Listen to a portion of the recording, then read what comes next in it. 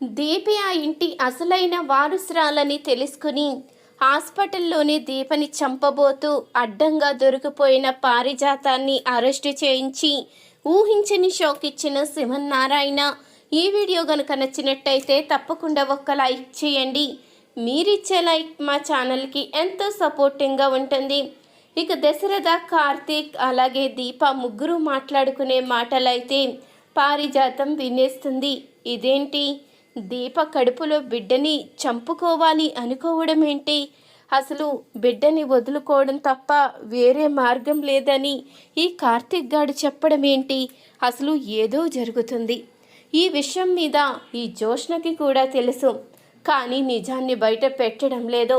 ఇప్పుడు నేను ఎవరిని అడగకూడదు, నా అంతట నేనే నిజాన్ని తెలుసుకోవాలి అంటే వీళ్ళు హాస్పిటల్కి వెళ్తారు కాబట్టి వీళ్ళని ఫాలో అవుతూ వెళ్తే అన్ని నిజాలు బయటపడతాయి అంటూ ఇక తన మనసులో అనుకుంటూ ఉంటుంది. ఇంతలో దశరథ అయితే అసలు ఏం చెప్పాలో అర్థం కావడం లేదమ్మా. నీ తల్లిని బ్రతికించుకోవడం కోసం నీ కడుపులో బిడ్డనే త్యాగం చెయ్యాలి అనుకుంటున్నావు. ఇప్పుడు నేను ఏమనాలి? నిన్ను వద్దని చెప్పాలా, లేకపోతే నా భార్య ప్రాణాలు పోయినా పర్వాలేదు నీ బిడ్డే బ్రతకాలని చెప్పాలా? అర్థం కావడం లేదమ్మా. నాకు ఆ దేవుడు ఇలాంటి పరీక్ష పెట్టాడేంటి? ఇలాంటి పరీక్షలు పెట్టే కన్నా ఏకంగా నన్ను తీసుకువెళ్ళిపోయినా సరిపోయేది కదా అంటూ ఇక దశరథ అయితే చాలా బాధపడుతూ ఉంటాడు. మీ నోటంట ఎప్పుడు నేను ఇలాంటి మాట వినకూడదు, ఇంకెప్పుడు ఇలా మాట్లాడకండి అంటూ దీప అయితే ఇక బాధగా అక్కడి నుంచి వెళ్ళిపోతుంది. అప్పుడే ఇక మరొక వైపు పారిజాతం అయితే ఆలోచిస్తూ ఉంటుంది.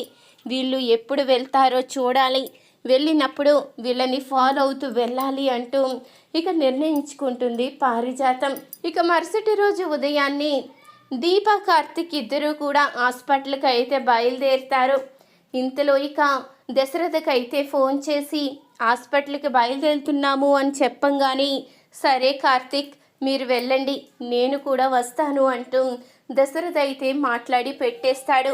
ఇంతలో ఈ మాట విన్న పారిజాతం అయితే అంటే దశరథ వస్తాను అన్నాడంటే వాళ్ళు హాస్పిటల్కి బయలుదేరినట్టున్నారు, నేను వెంటనే ఫాలో అవ్వాలి, నిజాలన్నీ తెలుసుకోవాలి అంటూ ఇక పారిజాతం అయితే వెంటనే బయలుదేరుతుంది. ఇక దీప, కార్తిక్ ఇద్దరు కూడా హాస్పిటల్కి అయితే వెళ్తారు. ఇక హాస్పిటల్లో అయితే జాయిన్ అవుతారు. ఇక హాస్పిటల్లో జాయిన్ అవ్వగానే దీపకి ట్రీట్మెంట్ అయితే మొదలు పెడతారు.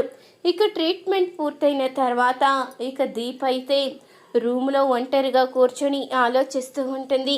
కార్తీక్ అయితే ఇదంతా నువ్వు మీ అమ్మ కోసమే చేస్తున్నావు కదా, మీ అమ్మని బ్రతికించాలి అంటే నువ్వు ఈ నిర్ణయం తీసుకోక తప్పలేదు. కానీ ఇప్పుడు నీ కంట్లో కన్నీళ్ళు చూస్తూ ఉంటే నాకు చాలా బాధ కలుగుతుంది దీప. మీ అమ్మ కోసం నీ బిడ్డని త్యాగం చేస్తున్నావు, కానీ ఇప్పుడు ఎందుకు ఇలా బాధపడుతున్నావు అంటూ ఇక కార్తీక్ అయితే అడుగుతూ ఉండంగా, అంటే అమ్మ కోసం నా బిడ్డని త్యాగం చేస్తున్నాను, కానీ అత్తయ్యకిచ్చిన మాట నిలబెట్టుకోలేకపోయానన్న బాధ కలుగుతుంది. రేపొద్దున్నన్న రోజు అత్తయ్య మనల్ని ఒక మోసగాళ్ళ చూస్తుంది, తనకి ఏ విషయం చెప్పకుండా మోసం చేశామని తాను బాధపడుతుందని ఆలోచిస్తున్నాను బావా. అత్తయ్యని తలుచుకుంటూ ఉంటే నాకు అసలు ఏ సమాధానం చెప్పాలో కూడా అర్థం కావడం లేదు అంటూ ఇక దీప అయితే బాధపడుతూ ఉంటుంది. నువ్వు బాధపడకు దీప, ఖచ్చితంగా అమ్మ అర్థం చేసుకుంటుంది. ఇప్పుడు అత్తయ్యని బ్రతికించగలిగేది నువ్వు ఒక్కదానివే, ఎందుకంటే నువ్వే అసలైన కన్న కూతురువి కాబట్టి నువ్వే ఈ త్యాగం చెయ్యగలవు. ఒకవేళ నువ్వు గనక నీ బిడ్డ కోసం ఈ నిర్ణయం తీసుకుని ఉండకపోతే అత్త ప్రాణాలే పోతాయి కదా, అందుకు అమ్మ ఖచ్చితంగా అర్థం చేసుకుంటుంది, నువ్వు బాధపడకు, సరే నేను సాయంత్రం వస్తాను అంటూ ఇక కార్తీక్ అయితే బయటికి వెళ్తాడు. ఇంతలో ఇక ఈ మాటలన్నీ పారిజాతం అయితే వినేస్తుంది.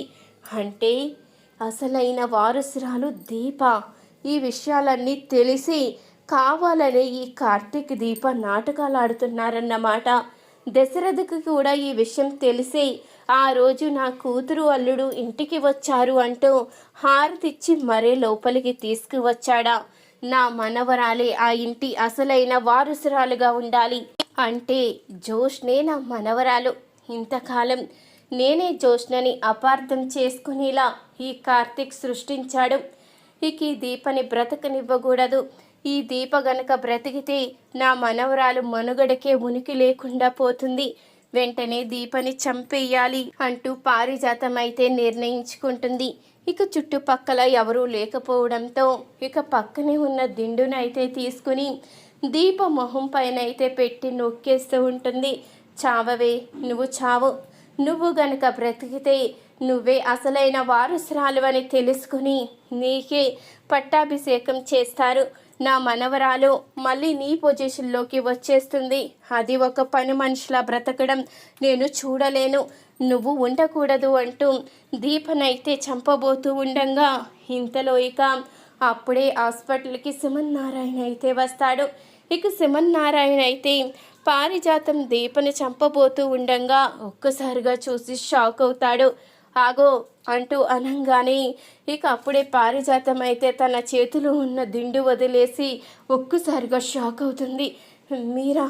మీరు ఇక్కడికి ఎందుకు వచ్చారు అంటూ అడుగుతూ ఉండంగా, ఎందుకు వచ్చానా, నేను అన్ని నిజాలు తెలుసుకున్నాను.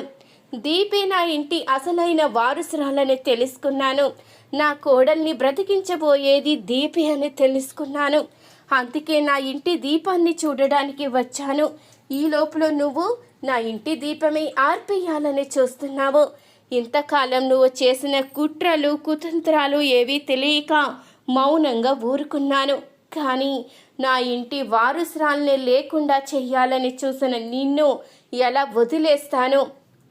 చిన్నతనంలో తనని దూరం చేశావు.